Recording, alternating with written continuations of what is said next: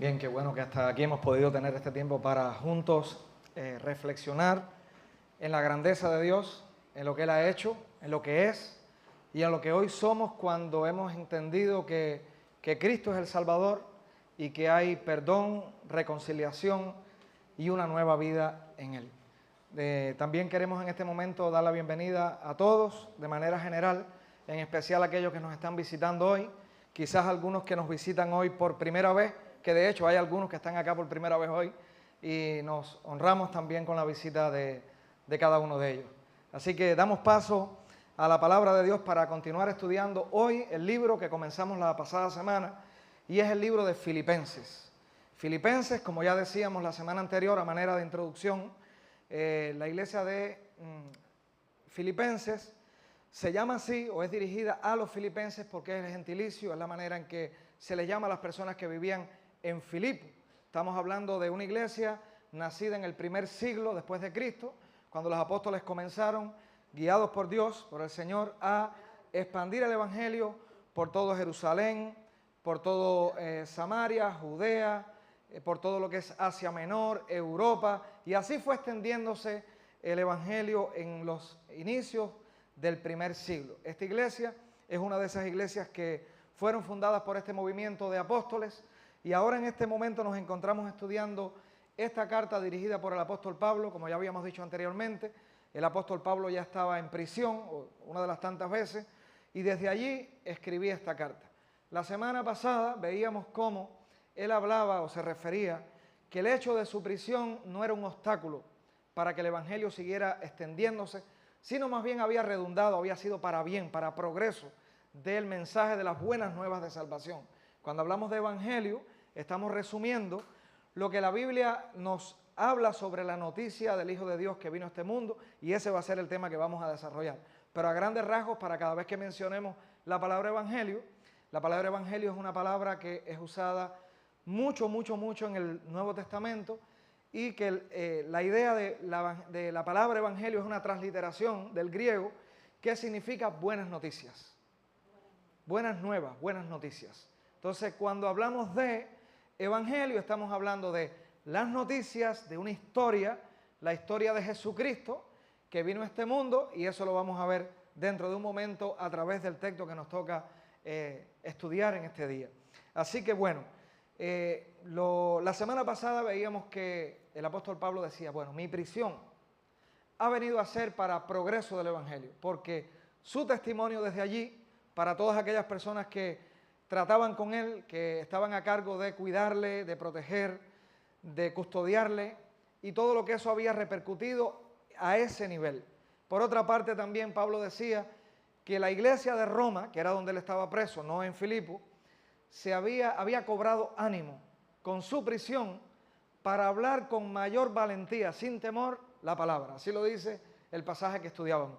O sea, el preso, a los cristianos de esas iglesias, mirar, observar la manera en que él se conducía con la valentía, la osadía, la firmeza que él enfrentaba a su prisión, dice, esto fue de ánimo. Y ahora, después de terminar ese pasaje, por eso hago todo este recuento, llega a una parte donde Pablo se dirige a esta iglesia y dice, bueno, estoy preso, ha sido para bien del evangelio que esté preso porque ha impulsado a otros a predicar, ha sido un testimonio, y ahora Pablo hace un llamado a esta iglesia al cómo vivir si realmente el evangelio es el centro de la vida del creyente. Por lo tanto, vamos a estar viendo hoy en esta carta un contenido que, dicho por muchos estudiosos de la Biblia, es uno de los pasajes que de manera más concentrada, pero a la vez más descriptiva, muestra lo que Cristo vino a hacer. Hoy salimos a la calle y encuestamos a las personas y habrá alguien que diga que no sabe quién es Jesucristo. Ahora, lo que posiblemente encontremos muchas opiniones y muchos conceptos de quién es Jesucristo, pero el nombre de Jesucristo todo el mundo lo conoce. Alguno va a decir, bueno, sí, en mi casa o mi abuela tiene un Sagrado Corazón. Otro va a decir, mira, yo ando con un crucifijo.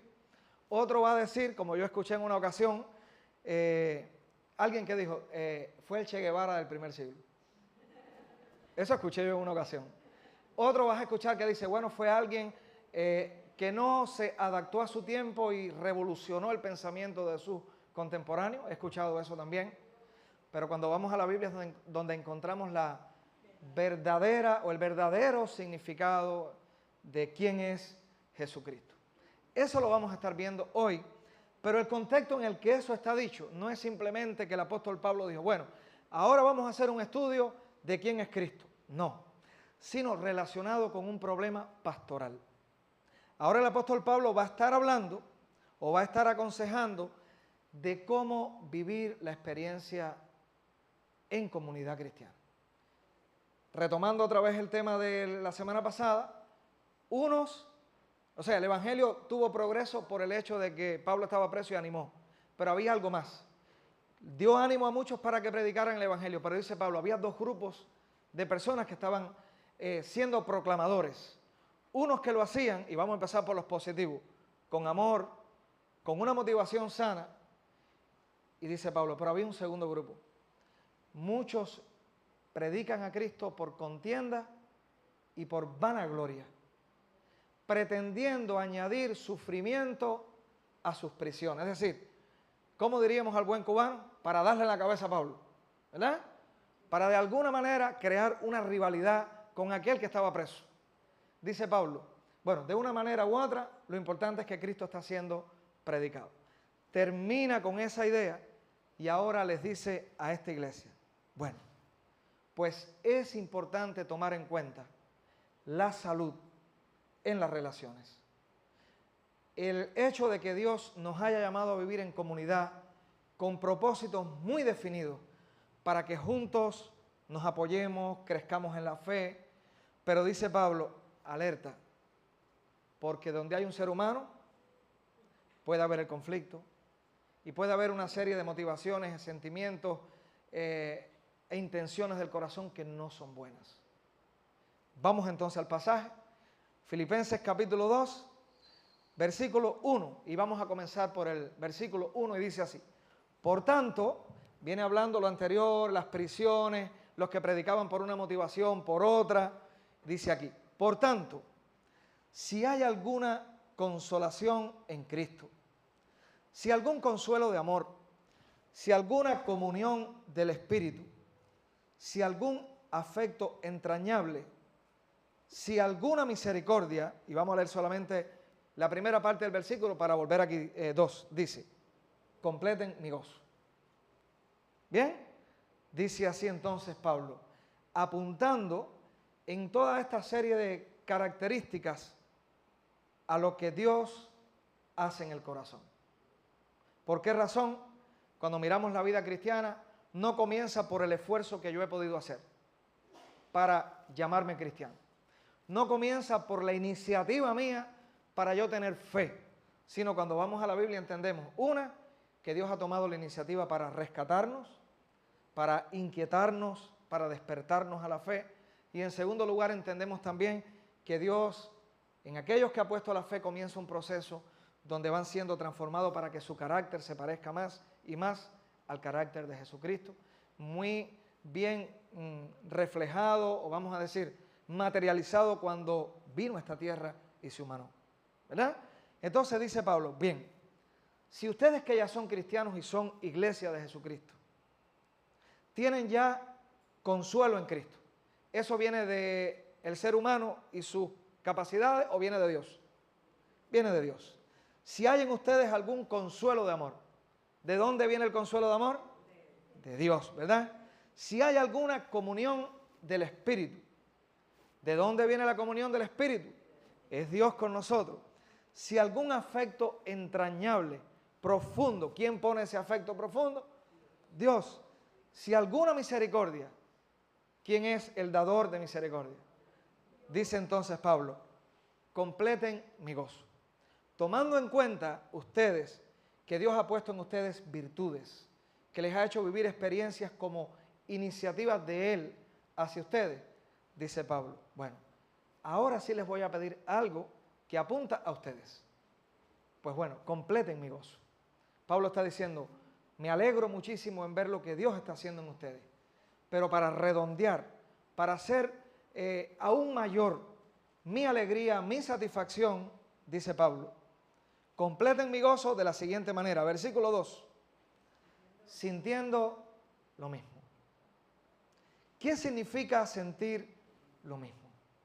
Tener un mismo parecer, tener una actitud que mira por encima de tener uno la razón o el otro, mira que es más importante la comunión, la unidad.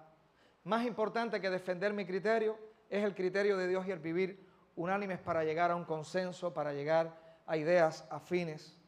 Sintiendo lo mismo, teniendo el mismo amor, la misma motivación, el mismo impulso, el mismo deseo.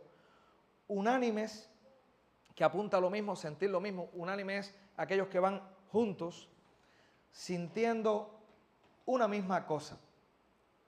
Continuamos el versículo 3. Por lo tanto, completen mi gozo también, no haciendo nada por contienda o por vanagloria. ¿Qué había pasado en el capítulo 1? Que hace un momento lo mencionamos.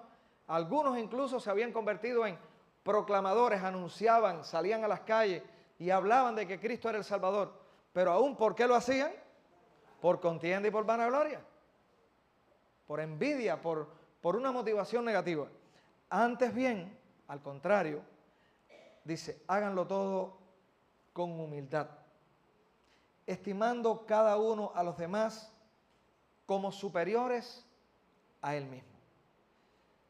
No mirando cada uno por lo suyo propio, sino cada cual también por lo de los otros. Bueno, si ya vivimos en una comunidad cristiana, y esto es una iglesia local, en este caso, hay muchas en La Habana, en Cuba y en el mundo,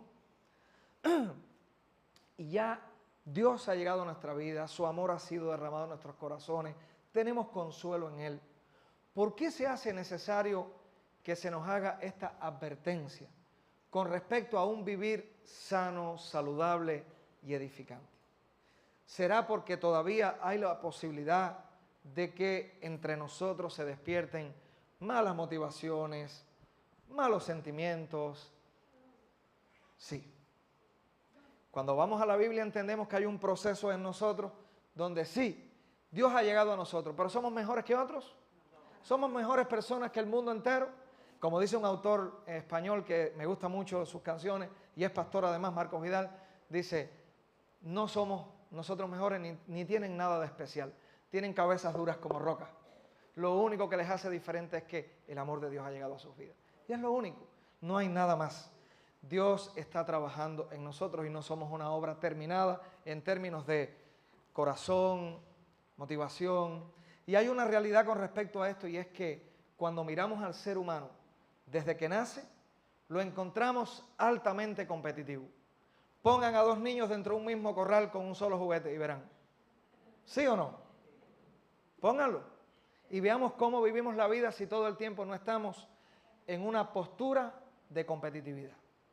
A veces, y de esto habla mucho un autor cristiano que lo menciono para cultura general y el que quiera leerlo también, C.S. Lewis, lo estoy diciendo como se diría en español, que es el autor de las Crónicas de Narnia, una serie que también se televisó, cristiano, profesor en una universidad de Inglaterra en el siglo XIX, siglo XX, y hay un libro que se llama Mero Cristianismo y él dice, el ser humano es altamente competitivo.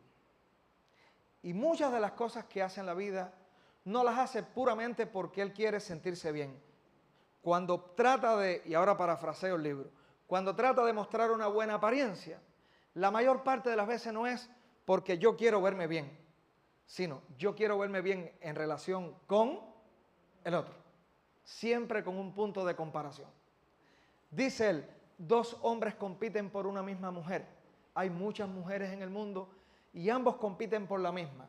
En muchas ocasiones la motivación no es que la mujer sea la más linda de todas, sino es yo la conquisto por encima de ti.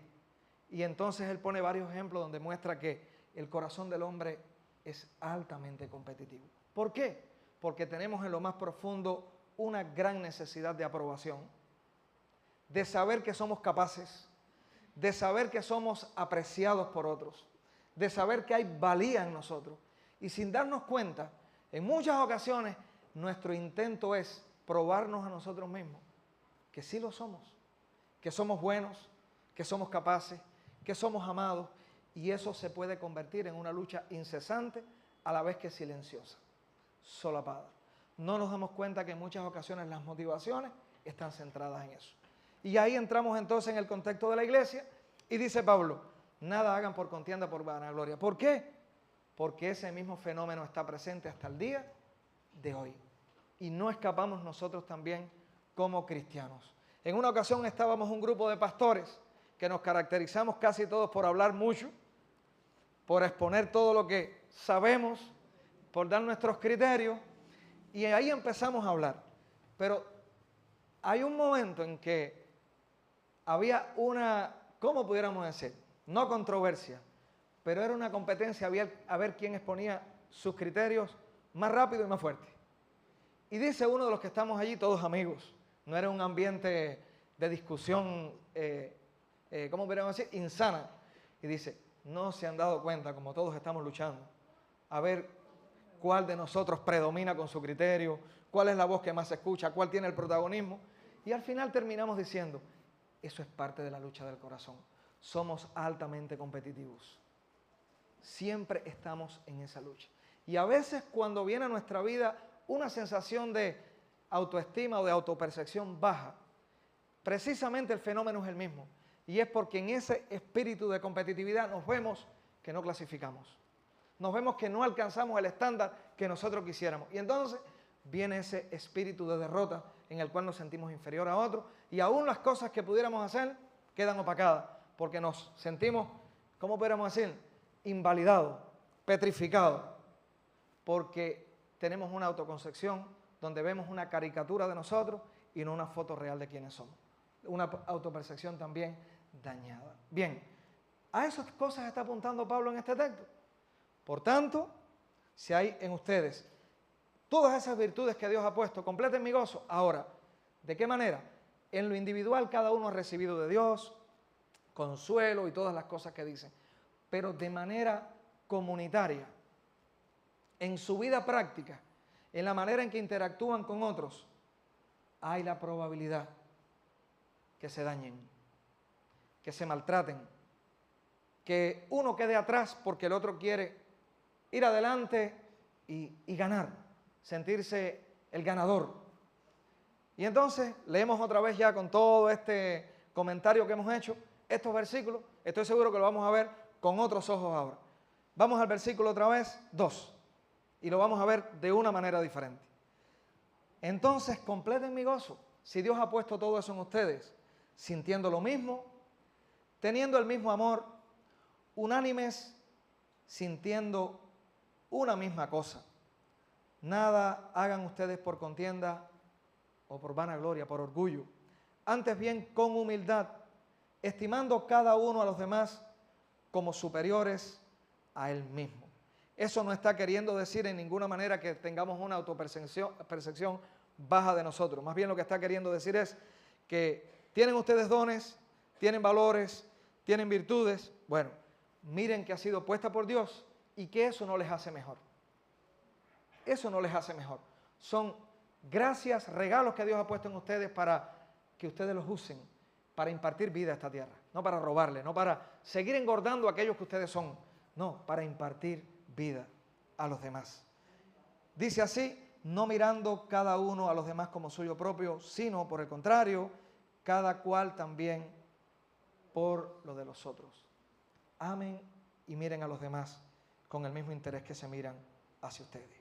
Resumiendo, esto es un llamado a estar alerta ante el orgullo, la ambición, quizás las discrepancias que nos llevan a la murmuración, el chisme y a la insatisfacción entre todos, al egoísmo, a la diferencia de opinión que crea barreras, a los malentendidos que a veces en nuestra susceptibilidad nos pueden hacer desangrar. Porque en este proceso, algo más que tiene el ser humano es que es altamente susceptible. Nos amamos tanto que cuando interpretamos que alguien de alguna manera, hablando al buen cubano, nos raya la pintura, nos daña, nos hiere, no nos tomó en cuenta, ¿qué sucede? Entonces, este texto es un antídoto para que estemos preparados para vivir en comunidad, sabiendo con la expectativa correcta que perfecto no hay nadie. Como un pastor le dijo en una ocasión a un hermano de la iglesia, le dice, yo me voy de esta iglesia porque yo estoy viendo aquí, mire, aquí hay, fulano es de esta manera, fulano es de esta otra manera. Y dice, este líder le dice, mira, el día que tú encuentres la iglesia perfecta, donde todos los que estén ahí sean perfectos, ni tú ni yo cabemos. Ni tú ni yo cabemos, porque no somos perfectos.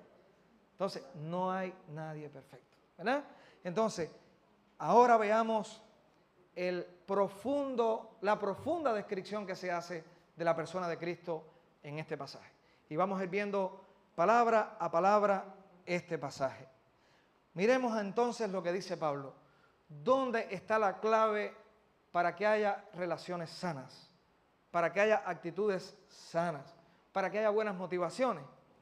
Bien, cuando miramos a Cristo y cuando entendemos lo que Cristo hizo en nosotros.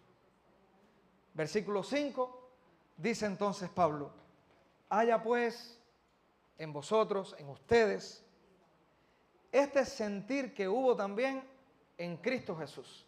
Y debemos aclarar en esta era que nos ha tocado que el sentir no es lo que muchos hoy pueden pensar. Guíate por lo que siente tu corazón. Condúcete por aquello que tú sientes, como dándole a esa subjetividad que son los sentimientos humanos, vamos a decir, la autoridad de tu vida. No es en ese sentido. Vamos a poner una palabra que es mejor entendible para nosotros. Haya pues en vosotros esa actitud o esa forma de pensar que hubo en Cristo Jesús. Entonces, cambia la cosmovisión, la manera en que tú ves las cosas. Y aprende a mirar como Jesús miraría, como Jesucristo miraría. Eso es lo que está diciendo el pasaje. Entonces, vayamos a ver la descripción que se hace. Ese sentir, esa actitud, ese sentido de prioridad, esa forma de pensar que hubo en Cristo Jesús. El cual, siendo en forma de Dios. ¿Qué quiere decir que Jesús es en forma de Dios? Bueno, dijimos hace un momento, al principio, varias concepciones que hay de Jesús. ¿Se acuerdan? Se me quedó una, que es creación, que Dios lo creó y es un ángel. Eso hay un sistema religioso que enseña eso también. Sin embargo, este pasaje nos está diciendo, el cual siendo en forma de Dios. ¿Qué quiere decir la palabra en forma de Dios? Esa palabra no significa en el texto original que fue escrito en griego, no significa apariencia o imagen, sino esa palabra forma habla de esencia, de sustancia, de un ser. Es decir, aquel que es la misma esencia de Dios, aquel que es la misma sustancia de Dios, es decir, aquel que es Dios. Jesucristo que es Dios. Eso nos está hablando muchísimo de quién es Cristo. Lo primero, aunque hubo un momento que se humanó, ¿verdad? Lo vamos a ver más abajo. Este pasaje nos está diciendo o nos está apuntando a la preexistencia de Cristo. Cristo es Dios. Cristo desde ante la fundación del mundo, desde la eternidad, la segunda persona de la Trinidad, Padre, Hijo, Espíritu Santo, es Dios. Nos está hablando de su divinidad absoluta. Él no era o no fue una mera creación de Dios, sino es Dios mismo. Eso es importante tenerlo bien claro. Y esta es una doctrina central de la iglesia cristiana, del cristianismo histórico, no de cualquier corriente que se pueda levantar mañana, que hoy las hay en las redes, las hay en los medios de comunicación. Hoy se están levantando personas que dicen ser una iglesia evangélica y están negando que Cristo es Dios. Déjenme decirles que eso está ocurriendo hoy. Hoy está ocurriendo. Pero este pasaje está dando categóricamente por hecho de que Jesucristo es Dios. ¿Qué más dice?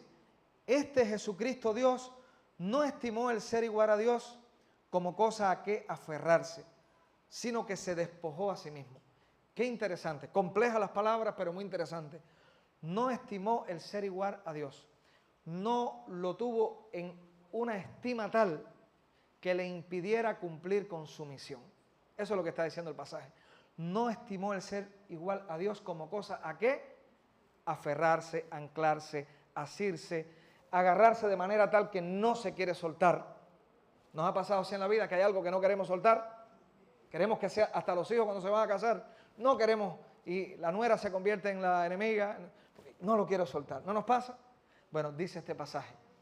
Cristo no estimó el ser igual a Dios como cosa que aferrarse, sino que dice el texto, despojó a sí mismo.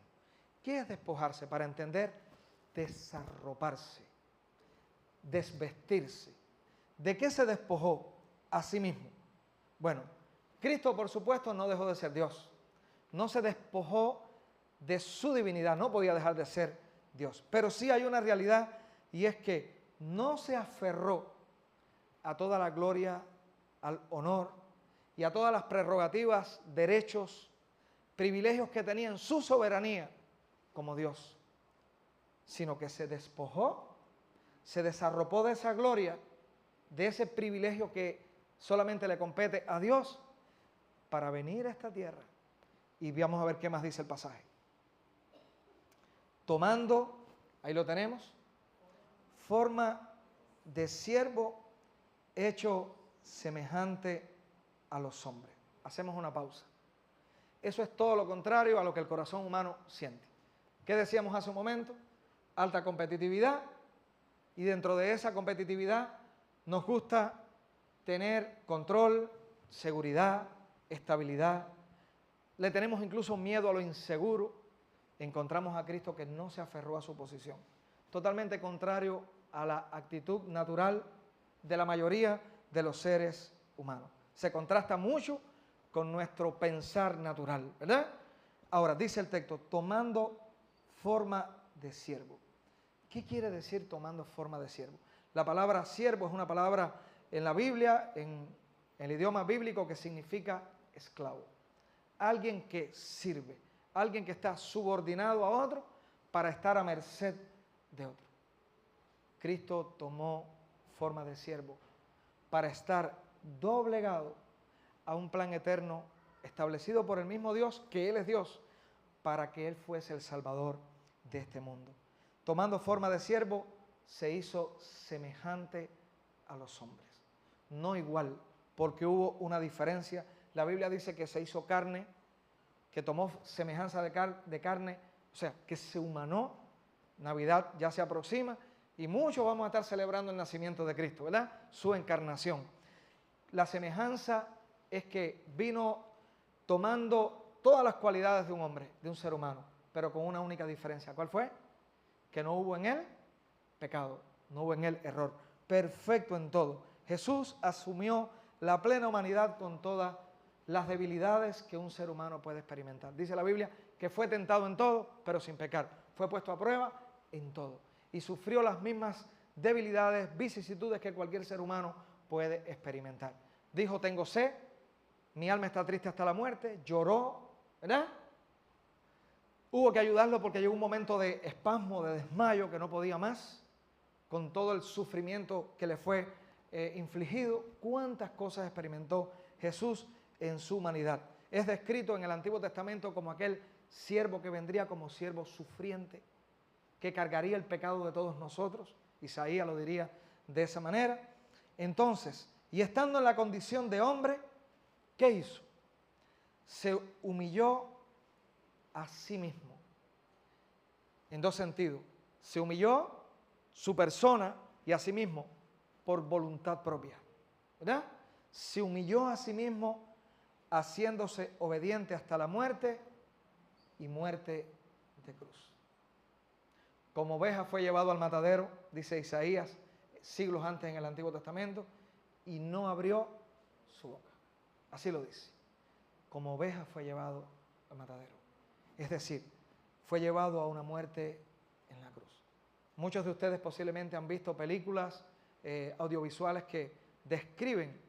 El último que lo hizo fue Mel Gibson en su película, ¿cómo se llama? La Pasión de Cristo.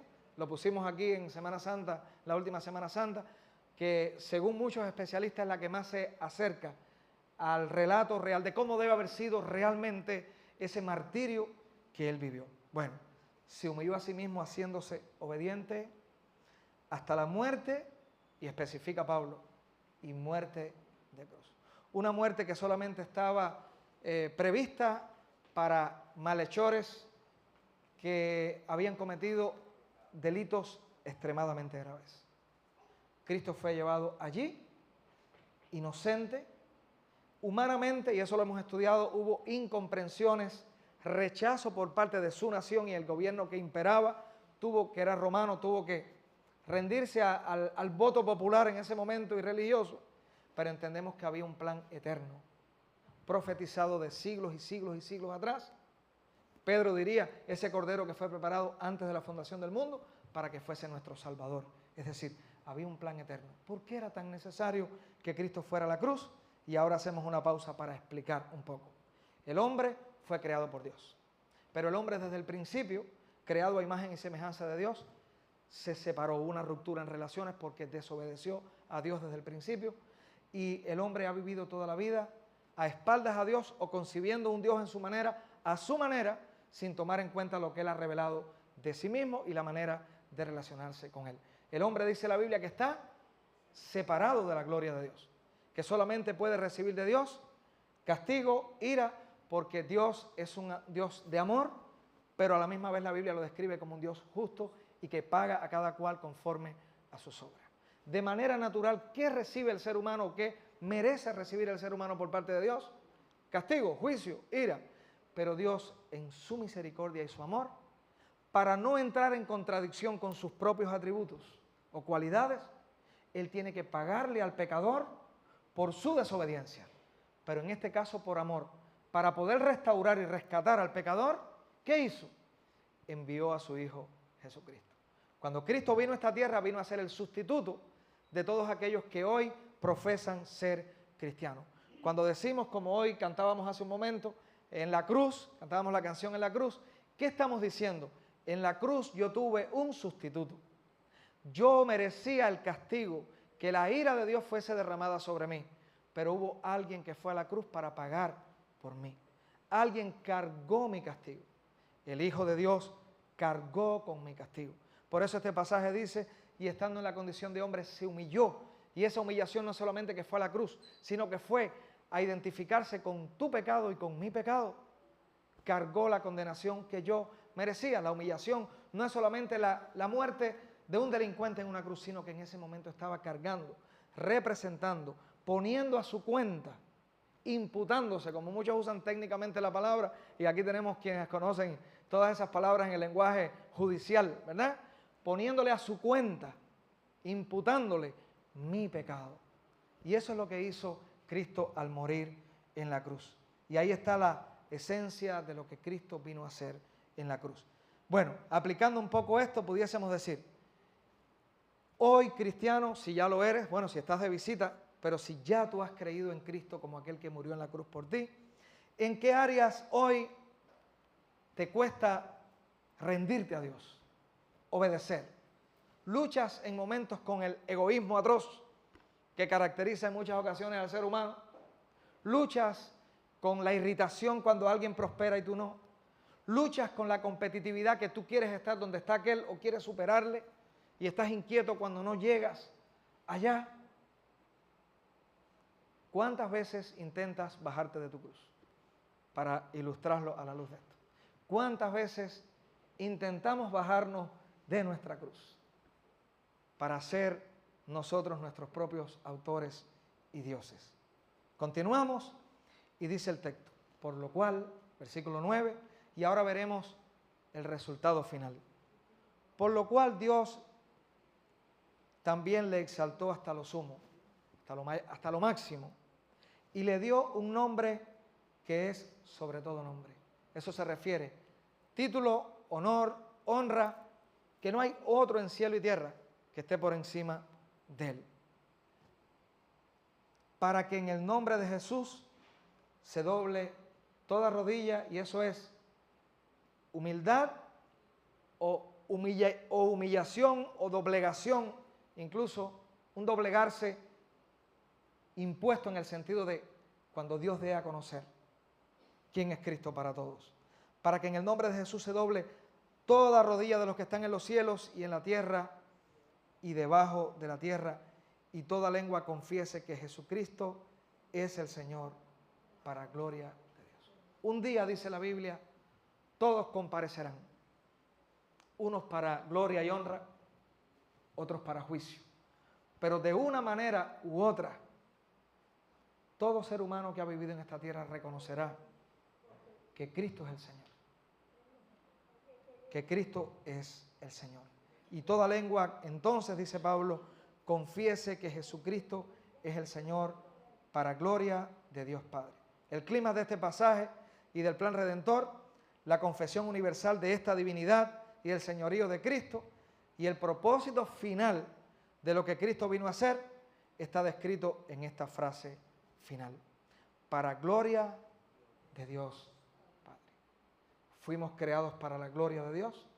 Este universo, este mundo, todo fue creado para la gloria de Dios. Y un día será establecido otra vez que toda lengua confesará quién es Dios y que Jesucristo es el Señor. Entonces, mis hermanos, nuestras vidas, todo lo que en esta tierra podamos hacer, una vez que ya estamos en Cristo y conocemos el significado de la cruz, entendemos que toda nuestra vida tiene como fin supremo vivir para la gloria de Dios. A medida que tú y yo entendamos de una manera más profunda esa realidad, te vas a sentir mejor con Dios y contigo mismo. A medida que tú y yo vivamos más y más para su gloria, seguro pueden estar que va a haber mayor satisfacción en ti, mayor llenura, mayor paz en ti, a medida que aprendas a vivir y entender que eres creado para la gloria de Dios. Bien, a manera de conclusión, Dios nos llama en este pasaje a unidad, a humildad. Cristo es nuestro modelo supremo, ¿verdad? Es lo que estábamos viendo. Dios le ha exaltado por su obediencia y Dios te exaltará por tu fe y entrega también. El llamado que este texto está haciendo es una transformación que comienza con la manera en que yo pienso, interpreto, reflexiono y a partir de ahí decido en toda mi vida. Haya pues en nosotros ese sentir, esa misma manera de pensar que en Cristo Jesús. Todo comienza en mi mente, en mi entendimiento y eso va a conducir todo lo que hago. Así que es importante ir a la Biblia, palabra de Dios, estudiarla, meditarla, reflexionar profundamente en ella, mirar mi vida como un espejo, como si fuera un espejo, mirar mi vida delante de ella para ver cómo pienso, cómo siento, cómo reacciono, qué me motiva, cuáles son mis sueños, cuáles son mis deseos más profundos, cuáles son mis insatisfacciones más profundas. Este pasaje, estudiarlo, nos lleva a un autoexamen, a que miremos a nuestro interior. ¿Para quién vivimos? ¿Para qué vivimos? ¿Cuál es tu propósito en la tierra? ¿Eres producto, crees o consideras que eres producto de un accidente, de una serie de eventos fortuitos, casuales? Pues vas a vivir posiblemente con propósitos fortuitos, casuales, circunstanciales. Si entiendes que hay en ti un plan eterno, un diseño, un propósito eterno, vas a desear buscar esos propósitos y vivir alineado con ellos. Así que va a determinar muchísimo la manera, o va a determinar todo, la manera en que tú pienses, concibas la vida y en especial tu propia vida. Cuando nosotros entendemos entonces quién fue Cristo y lo que hizo, hay muchos momentos en que tendrás que decir, bueno, ¿qué cosas son mías y qué cosas Dios me ha dado para que yo comparta? ¿Qué cosas son mías para mi uso egoísta o qué cosas Dios me ha dado para que su gloria pueda verse a través de lo que Él me ha regalado? Posiblemente en muchos momentos digamos, bueno, no solamente es importante hacer una buena acción, sino cuál fue la motivación que me llevó a hacerlo. Porque podemos hacer cosas buenísimas, pero con motivaciones equivocadas. Yo puedo hacer obras grandes, pero para llenar mi ego, para sentirme bien conmigo mismo, para que otros vean lo bueno que yo soy. Entonces, buenas acciones no siempre están dirigidas, conducidas por buenas motivaciones. Entonces, mis hermanos, cuando vivimos con la mente de Cristo, no solo vamos a experimentar sanidad interior, una vida más equilibrada, sino va a haber una vida saludable en la iglesia, en mi familia, en la comunidad, en el centro de trabajo donde yo estoy. Voy a ser un agente de paz, voy a ser un pacificador, voy a ser alguien que va a brindar esperanza, alguien que va a traer aliento a los demás. Entonces, agradezcamos a Dios hoy si ya nos podemos llamar hijos de Dios.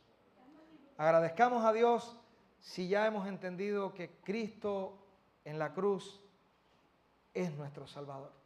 Y si es así, hagamos una oración para que Dios nos mueva a cada día a vivir conforme a su pensar, a su manera de vivir. ¿Cómo podemos entonces aplicar cada uno de estos principios? Bueno, lo bueno sería hacernos siempre preguntas y preguntas y preguntas. ¿Por qué hago lo que hago? ¿Por qué soy lo que soy? ¿Qué me movió a hacer determinada cosa? ¿Qué criterio tengo con respecto a la relación con los demás? ¿Qué concepto tengo de amigo? Siempre hacernos preguntas y siempre que podamos buscar respuestas en la palabra de Dios. Entonces, de este pasaje yo creo que se deriva la necesidad de hacer compromisos. No compromisos conmigo ni entre nosotros, sino compromisos por la gracia de Dios con el Señor. Señor, mi deseo es día a día ser un reflejo tuyo, ser un reflejo de Jesucristo en esta tierra. Mi oración y deseo es cada día tomar en cuenta el pensamiento, la actitud, el sentir de Jesús. Y así de esa manera ir desplegando oraciones que me lleven más y más a depender de Él para poder obrar como Él. En mi esfuerzo, en mi fuerza, en mi iniciativa, pensemos otra vez cómo comenzó Pablo. Primero apeló a todas las virtudes, a todo lo que Dios había hecho en ellos, para después decir, bueno, completen mi gozo ahora. Si ha Dios manifestado todas estas cosas, bueno, ahora pongan de su parte, como parte del proceso de lo que Dios ya está haciendo en ustedes y sumen, añadan estas series de actitudes o disposiciones del corazón, tomando en cuenta el ejemplo sobre cualquier ejemplo, el patrón sobre cualquier patrón. ¿Quién es? Cristo, ¿verdad? Oramos y de esta manera estamos llegando al final de esta reflexión. Pero me gustaría que otra vez leyéramos los 11 versículos, que no es un texto tan extenso, pero para que ahora resumamos la idea completa que hemos hablado. Comenzamos por el primero y dice así, vamos juntos a leerlo. Por tanto, si hay alguna consolación en Cristo, si algún consuelo de amor, si alguna comunión del Espíritu, si algún afecto entrañable, si alguna misericordia, completen o completad mi gozo, sintiendo lo mismo, teniendo el mismo amor, unánimes sintiendo una misma cosa. Nada hagáis por contienda o por vanagloria, antes bien con humildad, estimando cada uno a los demás como superiores a él mismo, no mirando cada uno por lo suyo propio, sino cada cual también por lo de los otros. Haya pues en vosotros este sentir que hubo también en Cristo Jesús, el cual siendo en forma de Dios, no estimó el ser igual a Dios como cosa a que aferrarse, sino que se despojó a sí mismo tomando forma de siervo, hecho semejante a los hombres. Y estando en la condición de hombre se humilló a sí mismo, haciéndose obediente hasta la muerte y muerte de cruz. Por lo cual Dios también le exaltó hasta lo sumo y le dio un nombre que es sobre todo nombre, para que en el nombre de Jesús se doble toda rodilla de los que están en los cielos y en la tierra y debajo de la tierra, y toda lengua confiese que Jesucristo es el Señor, para gloria de Dios Padre. Amén, que significa así sea, gloria a Dios, ¿verdad?